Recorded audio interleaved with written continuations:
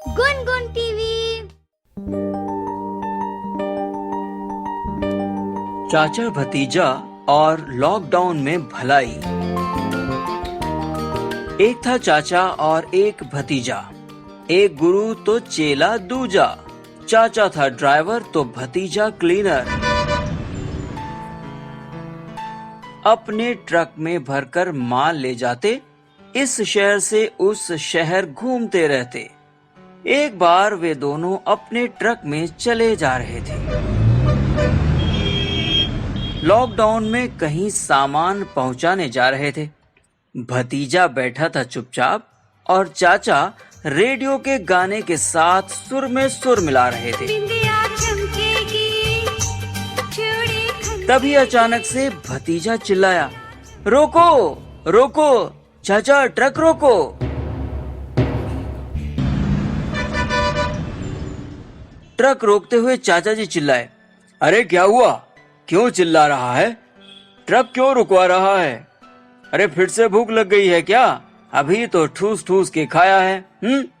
भतीजा बोला, नहीं नहीं चाचा जी, वो बात नहीं है, जरा देखो तो रोड के किनारे कड़ी धूप में कितने बुरे हाल में हैं माँ बाप और 2 बच्चे प्यारे बेचारे। चाचा ने देखा तो रोड की साइड में एक आदमी और एक औरत अपने 2 बच्चों के साथ खड़े थे और ट्रक रोकने का इशारा कर रहे थे। चल चल कर वे थक गए थे, हाल बेहाल थे बेचारों के। भतीजे ने कहा, चाचा जी इन्हें ट्रक में बैठा लेते हैं। चाचा गुस्से में बोला, नहीं नहीं, क्यों बेकार में आफत मोल लेनी, देख तो कितना सामान ले रखा है, बैग, अटैची, औजारों वाली जैसी कुछ ये बड़ी सी पेटी, सब लेके चल पड़े। अरे हम तो वैसे ही लेट हो रहे हैं, टाइम से सामान ना पहुंचाया तो मालिक नाराज होगा और देर होने पर एंट्री भी ना होगी शहर में, क्या होगा फिर हमारा, हैं? हमें नहीं मोल लेना ये झगड़ा सब।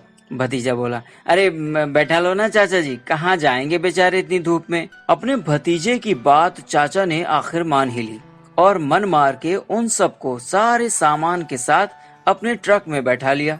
उन सब ने हाथ जोड़कर चाचा भतीजे दोनों को धन्यवाद दिया।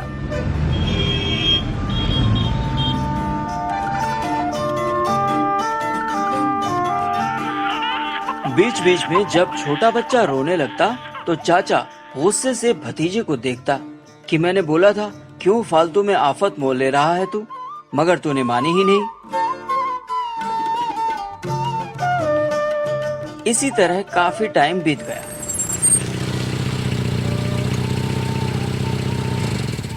तभी अचानक से चलते चलते ट्रक बंद हो गया।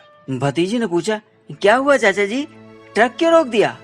अरे रोकता क्यों, शायद कुछ खराबी है, चल नीचे उतर के देखते हैं।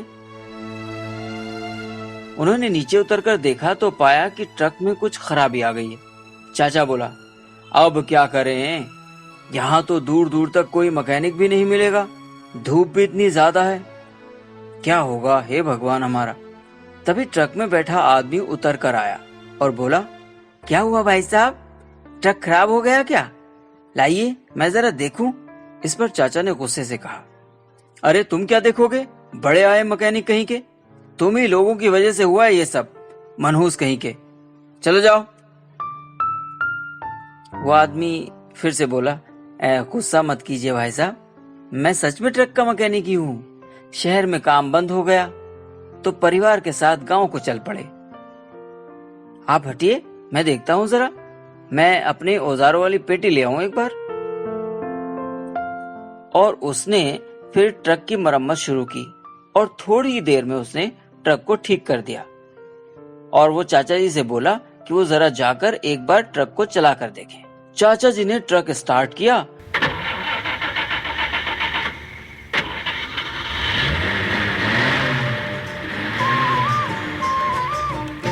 अरे वाह, आप तो सचमुच अच्छे मैकेनिक हैं, आपने बचा लिया, नहीं तो सेठ जी तो मेरी जान ही ले लेते, इतना गुस्सा करते कि पूछो मत, बहुत धन्यवाद आपका।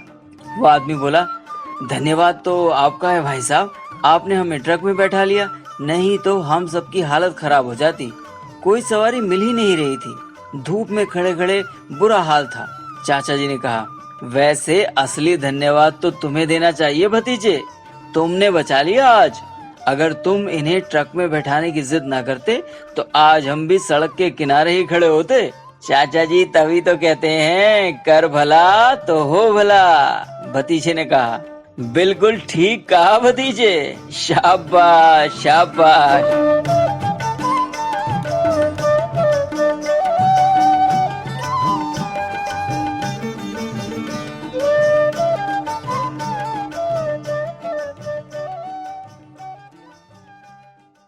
दोस्तों, please like and share our videos.